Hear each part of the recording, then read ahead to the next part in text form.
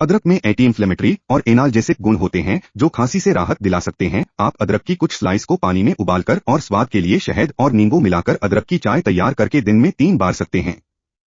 लहसुन में रोगाणुरोधी गुण होते हैं जो संक्रमण से लड़ने और खांसी को कम करने में मदद कर सकते हैं। लहसुन की कुछ कलियों को पीसकर शहद में मिला लें। इस मिश्रण को 1 चम्मच दिन में कई बार लें। हल्दी में एंटी इन्फ्लेमेटरी और एंटीबैक्टीरियल गुण होते हैं जो खांसी को कम करने में मदद कर सकते हैं। 1 गिलास गर्म दूध में 1 चम्मच हल्दी पाउडर मिलाकर सोने से पहले पिएं। शहद एक प्राकृतिक कफ सप्रेसेंट है जिसका उपयोग सदियों से किया जाता रहा है। 1 गिलास गर्म पानी या चाय में 2 बड़े चम्मच शहद मिलाकर दिन में कई बार पिएं।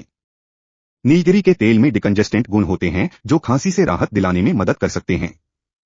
नीलगिरी के तेल की कुछ बूंदों को वाहक तेल जैसे नारियल के तेल के साथ मिलाएं और इसे अपनी छाती और गले पर लगाएं।